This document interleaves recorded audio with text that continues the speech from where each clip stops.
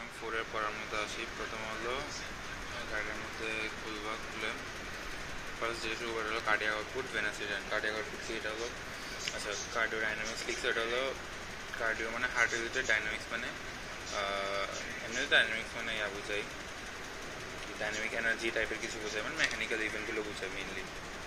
ঠিক আছে, তাহলে মেকানিক্যাল ইভেন্ট যেগুলো হার্ট কন্ট্রাকশন অফ হার্টের সাথে রিলেটেড, এটা হলো কি কার্ডিওডাইনামিক্স। দরকার নেই এটা এমনি রিডিং করবা। ভেরিয়েবল অফ কার্ডিওডাইনামিক এটাও দরকার নেই, এমনি চারটা আছে। এটা হলো flow, blood pressure, cardiac output, stroke volume. ঠিক আছে, তারপর আসতে হলো primary determinants of the blood flow, cardiac output. এটা পড়তে হবে, এটা যদিও কোথাও আসে নাই, কিন্তু এটা পরের পড়াগুলোর জন্য লাগবে। এখানে পেরিফেরাল কী থাকবে? এটা হলো চারটা ফ্যাক্টর আছে, মানে primary determinants of blood pressure দেখি তাইলে ব্লাড প্রেশার, কার্ডিয়াক আউটপুট। এটা কি peripheral resistance, heart rate, and diastolic and systolic. মানে peripheral resistance, heart rate and systolic and diastolic, এটা জাস্ট আমরা রিডিং করবা যদি মনে থাকে আর কি। থাকবে এগুলো ইজি জিনিস। আচ্ছা এইগুলো লাগবে। ফর্মুলা অফ ক্যালকুলেশন কি? আমরা আগে বলছিলাম না, ওহমস ল আমাদের বলছিলাম না, F equals to del P divide by R. ওইটা ওই ফর্মুলাটা flow equals to pressure divide by resistance. এখন আসছে বিপি। এই যে F equals to del P divide by R, এখানে যদি ডেল পিটাকে এক সাইডে রাখি আর এক পাশে লিখতে পারবো del P equals to F into R. ওই যে same del P equals to F into R. এই যে পি এটা হলো প্রেশার, তাহলে এটা ব্লাড প্রেশার। এফ ফ্লো থেকে আসবে কার্ডিয়াক আউটপুট, মানে যতটুকু ব্লাড বেরিয়ে যাচ্ছে ওটাই তো ফ্লো, আর যতটুকু ব্লাড বেরোচ্ছে ওটা কার্ডিয়াক আউটপুট। ফ্লো তো আসবে কার্ডিয়াক আউটপুট, মানে ব্লাডের ফ্লো আসবে, তাহলে এটা হলো কার্ডিয়াক আউটপুট। এফ দিয়ে মনে হবে কার্ডিয়াক আউটপুট, আর আর দিয়ে রেজিস্ট্যান্স, এখানে টোটাল পেরিফেরাল রেজিস্ট্যান্স। তো BP equals to cardiac output into total peripheral resistance. ঠিক আছে, আর কার্ডিয়াক আউটপুট হলো heart rate into stroke volume. তারপর আসতে হলো স্ট্রোক ভলিউমটা কি? অ্যান্ডাস্টোলিক মাইনাস অ্যানসিস্টোলিক। ডায়াস্টোলিকে যেহেতু বেশি থাকবে, ডায়াস্টোলিক মাইনাস সিস্টোলিক। ডায়াস্টোলিকের ভলিউমটা হলো কি? অ্যান্ডাস্টোলিক ভলিউমের ভ্যালু হলো 120 অথবা 130, মানে 120 থেকে 30 রেঞ্জ। আর অ্যানসিস্টোলিকটা হলো 40 থেকে 50। ডিফারেন্সটা কত? 70 থেকে 80। মেনলি 70টা লাগবে, 70টা মনে রাখবো। আচ্ছা ঠিক আছে, স্ট্রোক ভলিউম গেল, একটু যার কোনো পড়া নেই, পরে বুঝে। কার্ডিয়াক আউটপুট অনেকবার আসছে লাগবে। কার্ডিয়াক আউটপুট কি? The amount of blood. Cardiac output মানে হার্ট থেকে কতটুকু আউটপুট বেরোচ্ছে, হার্ট থেকে কী বেরোবে? ব্লাড বেরোবে। তা the amount of blood ejected. Amount of blood কী হচ্ছে? বেরোচ্ছে কোথায়? হার্ট থেকে বেরোচ্ছে। ইজেক্টেড কোথেকে বেরোচ্ছে? ভেন্ট্রিকল থেকে, বাই ইচ ভেন্ট্রিকল। কখন বেরোচ্ছে? পার মিনিট, প্রতি মিনিটে। Per minute is called cardiac output. The amount of blood ejected by each ventricle per minute is called cardiac output. শেষ। নর্মাল কার্ডিয়াক আউটপুট কত? 5 থেকে 6 লিটার, অ্যাভারেজ হলো 5 লিটার। আর ফিমেলের মধ্যে 10 to 20% কম থাকবে। ওকে গেল কার্ডিয়াক আউটপুট। আমরা ওই পেজে ফর্মুলাটা দেখলাম, ওটা হলো heart rate into stroke volume. তো স্ট্রোক ভলিউমটা কত? আমরা পাইছি স্ট্রোক ভলিউম পাইছি 70 অথবা 80। এখানে আমরা মনে রাখবো 70টা। তো 70, আর হলো হার্ট রেট ধরলাম এখানে 72। অথবা এখানে কোয়েশ্চেন দিয়ে দিতেই পারে, এটা হার্ট রেট কত একটা দিতে পারে, ওটা থেকে বের করতে দিতে পারে। তো ওইটা দিয়ে আসবে কত? ক্যালকুলেশন করে আসছে 5 লিটার। যে কোনো রকমের মোটামুটি, যেহেতু আমরা জানি এভারেজ 5 লিটার, 5 লিটার মিলাই দিলাম, 5 লিটার আসলো। এরপর আসতেছে হলো ফ্যাক্টর যেগুলো রেগুলেট করবে কার্ডিয়াক আউটপুটকে। এটা ইম্পর্ট্যান্ট, এটা আমি মনে রাখছি। হলো এখানে অনেক কিছু আছে, এটা মনে রাখছি হবে। Cardiac output equals to heart rate into stroke volume. এই যে হার্ট রেটের মধ্যে কী কী আছে? একটা হলো হার্ট রেট নিচে, হার্ট রেটের একটা ফ্যাক্টর হলো হার্ট রেট নিজে, আর একটা হলো হার্ট রেট কেমনে আসবে। হার্ট রেট যখন পাবো, ওটা হলো কি ওখানে আমাদের একটা পেরিফেরাল রেজিস্ট্যান্স পাবো না? ওইটা আমরা আইটেম 6-এর মধ্যে পড়ছিলাম মনে হয়। হার্ট রেট ওই টপিকের মধ্যে ছিল। হার্ট রেট পড়ে গেছি আমি অলরেডি, আইটেম 6 তো পড়া নেই মনে হয়, আইটেম 6-এর মধ্যে ছিল। আইটেম 6-এর মধ্যে ওখানে পাবা হার্ট রেটের সাথে পেরিফেরাল রেজিস্ট্যান্স আছে। ওই যে ওহমস ল পড়ছিলাম, তারপর একটা পয়সোয়ালস ল পড়ছিলাম, ওখানের মধ্যেও আছে। পেরিফেরাল রেজিস্ট্যান্সটা মনে রাখছি হার্ট রেট থেকে।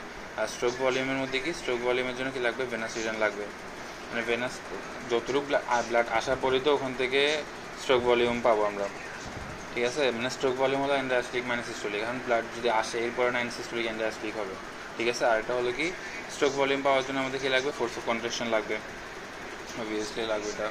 তার মধ্যে এখানে হলো কি এই যে পেরিফেরাল রেজিস্ট্যান্স, যেটা রেজিস্ট্যান্স মানে বাধা, এইটা হলো কি ইনভার্সলি প্রপোর্শনাল। পেরিফেরাল রেজিস্ট্যান্স হলো ইনভার্সলি প্রপোর্শনাল, বাকি তিনটাই হলো প্রপোর্শনাল।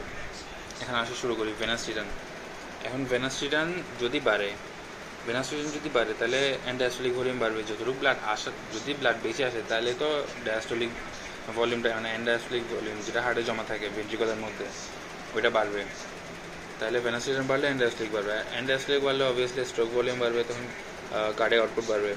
কেন ওটা কার্ডিয়াক আউটপুটের ইয়ার মধ্যে পাইছিলাম কি স্ট্রোক ভলিউমের সাথে প্রপোর্শনেট, আবার স্ট্রোক ভলিউমটা পাইছিলাম কি অ্যান্ডায়াস্টোলিকের সাথে প্রপোর্শনেট। এই যে এখানে ফর্মুলাগুলো এই জন্যই লাগবে, ঠিক আছে। এটা গেল।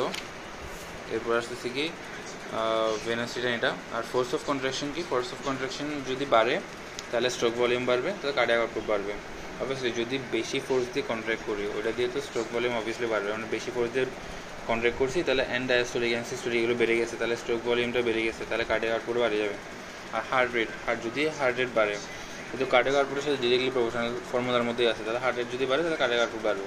এখন আসছে হার্ট রেটের একটা ম্যাক্স লিমিট আছে, ওটা কত 180। 180-র বেশি যদি হয়, মানে 180 বিট পার মিনিট, এর বেশি যদি হয় তাহলে কার্ডিয়াক আউটপুট কমতে থাকবে। এমনি নর্মাল হার্ট রেট হলো 70 থেকে, অ্যাভারেজ হলো 70 থেকে 100 যদি, আর ম্যাক্স যেটা ম্যাক্স লিমিটটা হলো 180-180-র বেশি হলে কার্ডিয়াক আউটপুট বাড়বে, কমবে। আচ্ছা, এরপর আসতেছে হলো কি পেরিফেরাল রেজিস্ট্যান্স। ওই যে পেরিফেরাল রেজিস্ট্যান্স যেহেতু রেজিস্ট্যান্স বাধা দিবে, তাহলে ওটা অবভিয়াসলি ইনভার্সলি প্রপোর্শনাল। যদি পেরিফেরাল রেজিস্ট্যান্স বাড়ে তাহলে ভেনাস রিটার্ন কমবে, মানে ভেইন দিয়ে তো ব্লাড আসতেছে, এখন যদি ওখানে রেজিস্ট্যান্স বাড়াই দিই তাহলে তো ব্লাড আসতে হবে কম, তাইলে peripheral resistance total peripheral resistance বাড়াই তাহলে ভেনাস রিটার্ন কমবে, ভেনাস রিটার্ন কমলে অ্যান্ডায়াস্টোলিক কমবে, অ্যান্ডায়াস্টোলিক কমলে স্ট্রোক ভলিউম কমবে, স্ট্রোক ভলিউম কমলে কার্ডিয়াক আউটপুট কমবে। ওকে, এখন এখানের মধ্যে আসতেছে ভেনাস রিটার্ন কিসের উপর ডিপেন্ড করে আর ফোর্স অফ কন্ট্রাকশন কিসের উপর ডিপেন্ড করে, বাকি দুইটার ক্ষেত্রে কোনো কিছু নাই। আচ্ছা, ভেনাস রিটার্ন কিসের উপর ডিপেন্ড করে, ভেনাস রিটার্ন বাড়বে কখন, যদি এক্সারসাইজ করি তাহলে বেশি বেশি হার্ট পাম্প হবে, তাইলে ভেনাস রিটার্ন বাড়বে। আবার হলো pumping action of the heart, এটার কারণে ভেনাস রিটার্ন বাড়বে। আর কি রেসপিরেশন, যদি আমি বেশি রেসপিরেশন নিই তাহলে গ্যাসের এক্সচেঞ্জের জন্য ভেনাস রিটার্ন তখনও বাড়বে। তারপর হলো কি গ্র্যাভিটির কারণে ভেনাস রিটার্ন বাড়বে। আর এটা কি ভ্যাসোমোটর টোন, এখানে ইম্পর্টেন্ট হলো ভ্যাসোমোটরটা, এটা মনে রাখতে হবে, বা এগুলো এমনিতে নর্মালি বলা যাবে, এগুলো মনে থাকবে। তারপর আসলে ফোর্স অফ কন্ট্রাকশন কখন বাড়বে, ফোর্স অফ কন্ট্রাকশন যখন বলবে তখনই মনে করবো হলো ফ্রেঞ্চ স্টার্লিন লর কথা। তো ওইখানে হলো ইনিশিয়াল লেন্থ বাড়লে ফোর্স অফ কন্ট্রাকশন বাড়ে, তো ইনিশিয়াল লেন্থ যদি বাড়ে তাহলে ফোর্স অফ কন্ট্রাকশন বাড়বে, ডিপেন্ড করবে এটার উপর। তারপর হলো কি যদি নিউট্রিশন বাড়ে তাহলে বাড়বে, অক্সিজেন সাপ্লাই বাড়লে তাও বাড়বে। বলে কি সিম্প্যাথিক স্টিমুলেশন, এটা লাগবে, সিম্প্যাথিক যদি বাড়ে, সিম্প্যাথিক স্টিমুলেশন যদি পাই তাহলে ফোর্স অফ কন্ট্রাকশন বাড়বে। অবভিয়াসলি যদি সিম্প্যাথিক কী করে, হার্টকে আর্লি কন্ট্রাক্ট করে, তো অবভিয়াসলি ওটার জন্য ফোর্স অফ কন্ট্রাকশন বাড়বে। তারপর হরমোনের উপর ডিপেন্ড করে, আর এটা হলো ক্যালসিয়াম লেভেলের উপর ডিপেন্ড করে। ক্যালসিয়াম লেভেলের উপর পাইছিলাম হলো ওই প্লাটোপোটেনশিয়াল পাইছিলাম, ওইটা দিয়েই মনে রাখতে পারো, ঠিক আছে। এটা হলো factors that regulate the cardiac output, ঠিক আছে, গেল, এটা শেষ। এখন এরপর আসতেছে হলো আচ্ছা কার্ডিয়াক আউটপুটকে কোন কোন ফ্যাক্টর ইনফ্লুয়েন্স করে, এগুলো তো পাইলাম যেগুলো রেগুলেট করে, এগুলো পাইছি হলো রেগুলেট করারগুলো। এখন আসতেছে কোনগুলো ইনফ্লুয়েন্স করে, ঠিক আছে। তাহলে এখানে চেঞ্জ কোনটা হবে না, স্লিপ আর মডারেট টেম্পারেচারে কোনো চেঞ্জ নেই। ইনক্রিজ হবে কোনো anxiety, excitement, eating exercise, pregnancy, fever, hyperthyroidism, এগুলো তো পারবে ইজি জিনিস, তো যতটুকু যেগুলো মনে থাকে এগুলো বলবো। আর কোনগুলো কমাই, এটা নর্মাল মানে sitting, standing from lying position, তারপর arrhythmia, heart disease, haemorrhage, hypothyroidism, মানে যেসব হার্ট ডিজিজগুলো আছে তখন তো অবভিয়াসলি হার্ট ডিজিজ যদি হয় তাহলে আমার ভেনাস রিটার্ন কমবে, তখন আমার অ্যান্ডায়াস্টোলিক কমবে, তারপর স্ট্রোক ভলিউম কমবে, কার্ডিয়াক আউটপুট কমবে, এটাই। এরপর আসতেছে হলো অটো রেগুলেশন আছে, এটা যদিও ফিউতে আসে না, এটা পড়ারও কিছু নেই, খালি দুইটা জিনিস মনে রাখতে পারো। এটা কি অটো রেগুলেশন, মানে হার্ট নিজে রেগুলেট করতে পারে, নিজের স্ট্রোক ভলিউমটা রেগুলেট করতে পারে, এটা intrinsic ability of regulate it's stroke volume, ঠিক আছে। এটা দুই টাইপের থাকে, একটা হলো হেটারো, একটা থাকে হোমো। হেটারো মানে হলো কি চেঞ্জ হবে, হেটারো মিনস চেঞ্জ, আর ম্যাট্রিক মানে তো লেন্থ বোঝাই, আর হোমো মানে কোনো চেঞ্জ হবে না। হেটারের ক্ষেত্রে কী হয়েছে, অ্যান্ডায়াস্টোলিক বাড়ছে তাহলে মায়োকার্ডিয়াল লেন্থটা বাড়লো, তো লেন্থ যদি বাড়ে তাহলে মানে মাসেলের লেন্থ বাড়লো, মাসেলের লেন্থ যদি বাড়ে তাহলে ফোর্স অফ কন্ট্রাকশন বাড়বে, এটা ফ্রেঞ্চ স্টাইল লর মতো পাইছিলাম। আর ওটা যদি বাড়ে, ফোর্স অফ কন্ট্রাকশন বাড়লে কী হয়, এই যে এখানে স্ট্রোক ভলিউম বাড়ে তখন কার্ডিয়াক আউটপুট বাড়ে, সেম এটাই। আর হোমোমেট্রিক কী হবে, অ্যান্ডায়াস্টোলিক নর্মাল থাকবে, লেন্থও নর্মাল থাকবে, কিন্তু তাও স্ট্রোক ভলিউম বাড়বে, কার্ডিয়াক আউটপুট বাড়বে। এখন এটা কেন হচ্ছে, এটা হচ্ছে হলো ইনোট্রপিক এফেক্টের কারণে, এটা জাস্ট ইনোট্রপিক এফেক্ট, এই ইনোট্রপিক ওয়ার্ডটা মনে রাখতে হবে, আর বাকিগুলো তো এমনিতেই ডিসক্রাইব করতে পারবো, তাহলে একটু একবার দুইবার রিডিং বললে হয়ে যাবে, শেষ। এখানে পড়ার কিছু নেই, অবশ্যই এগুলো জিজ্ঞাসা করে না। আচ্ছা, এরপর আসতেছে হলো কার্ডিয়াক আউটপুট কেমনে মেজার করবো, এটার জন্য আচ্ছা ঠিক আছে, অ্যানিমেল একরকম, হিউম্যান একরকম, কয়েক রকম আছে হিউম্যানের মধ্যে। আচ্ছা, অ্যানিমেলের মধ্যে কী আছে, electromagnetic flow meter, placed on the ascending অ্যারোটা।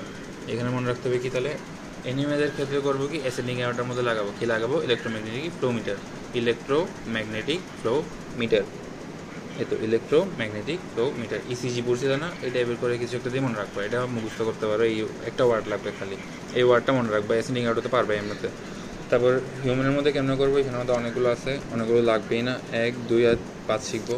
এক হলো ডিরেক্ট ফিক মেথড, আর হলো ইনডিরেক্ট ইন্ডিকেটর ডাইলুশন মেথড। একটা হলো ডিরেক্ট ফিক মেথড, আর একটা হলো ইন্ডিকেটর ডাইলুশন মেথড, আর একটা হলো পালস প্রেশার মেথড। এখানে ডিরেক্ট ফিক মেথড এটাই সবচেয়ে বেশি ইম্পর্টেন্ট, এটা তো মনে রাখতে হবে। তারপর হলো পালস প্রেশার মেথড, এটা এমনিতে মনে রাখবে। তারপর হলো dilution method, indicator dilution method, okay. আচ্ছা, ডিরেক্ট ফিক মেথড অনেক কিছু লিখছে, এগুলো লাগবে না, ডিরেক্ট একদম ফর্মুলা চলে যাবো। ফর্মুলা এখানের মধ্যে ডিরেক্ট ফিক মেথডে কী বলছে, এখানে বলছে হলো oxygen consumption divide by arterial level of oxygen minus venous level of oxygen. এটা হলো এটা অক্সিজেন কনজামশন, আর নিচে হলো কি আর্টেরিয়াল ভেনাস অক্সিজেন ডিফারেন্স। এই যে এখানে একটু রিডিং করে দেখতে পারো, এটা বুঝে বলতে পারলে হবে। সো আমরা ধরলাম অক্সিজেন কনজামশন হলো 250, আর আমরা জানি 5 লিটার তো আসবে কার্ডিয়াক আউটপুট, তো ওটাকে মিলানোর জন্য এইখানে মাঝখানে ডিফারেন্স আনলাম 50, তাহলে 190 মাইনাস 140। এটা arterial pressure, arterial level of oxygen, এটা হলো ভেনাস লেভেল অফ অক্সিজেন। ঠিক আছে, এটাই গেল। এটা জাস্ট এই যে এই ফর্মুলাটা লাগবে, এটা মনে রাখলেই হবে। এটা ফর্মুলা দিয়ে ডিসক্রাইব করা যাবে। এরপর আসতে হলো কার্ডিয়াক রিজার্ভ কি, maximum percentage that the cardiac output can increase of the normal level. আচ্ছা, কার্ডিয়াক আউটপুট বাড়তে থাকবে। আমরা পাইছিলাম এর আগে কিছু রেগুলেটিং ফ্যাক্টর আছে, তারপর কিছু ইনফ্লুয়েন্সিং ফ্যাক্টর আছে, কার্ডিয়াক আউটপুট বাড়তে থাকবে। এখন ম্যাক্স যতটুকু বাড়তে পারবে ওইটা হলো কার্ডিয়াক রিজার্ভ। এটা কত, অ্যাডাল্টের ক্ষেত্রে হলো 300 থেকে 400%, অ্যাডলিথের ক্ষেত্রে হলো 500 থেকে 600%। তো আমরা জানি নর্মালি থাকে হলো 5 লিটার। এই 5 লিটারের 3-4 গুণ করলে 15-20, আর হলো 5-6 গুণ করলে এদিকে 25-30। এটাই মেইন ইম্পর্টেন্ট জিনিস হলো হার্ট ফেলিয়ার ক্ষেত্রে কোনো কার্ডিয়াক রিজার্ভ থাকবে না। তারপর হলো ইম্পর্টেন্স কি, মেনটেন করে tissue blood flow during exercise. তারপর হলো হার্ট ফেলিয়ার থাকবে না, ডিক্রিজ করে কোন সময় হার্ট ডিজিজ যেগুলো হবে এগুলোর ক্ষেত্রে ডিক্রিজ করবে। এখানে ইসকেমিক হার্ট ডিজিজ আছে, প্রাইমারি ডিজিজ আছে, ভিটামিন ডিফিসিয়েন্সি আছে, মাইকোয়ার্ডিয়াল ড্যামেজ আছে, এগুলোই। আর হলো কি ejection fraction, the percentage of end diastolic volume that is ejected with each stroke. মানে এন্ড ডায়াস্টোলিক ভলিউম থেকে যতটুকু ব্লাড প্রতি স্ট্রোকের সাথে বেরিয়ে যাচ্ছে ওইটাই হলো ইজেকশন ফ্র্যাকশন। এটা কোথাও আসে নাই সিওর মধ্যে, খালি এমনি তাও একবার রিডিং করে নিলাম।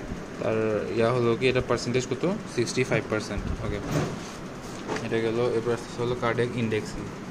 এটা হলো কার্ডিয়াক ইন্ডেক্স হলো cardiac output divide by surface area. Main জিনিস হলো এটা। তো এখানের মধ্যে cardiac output, the output of the heart per minute per square metre of body surface.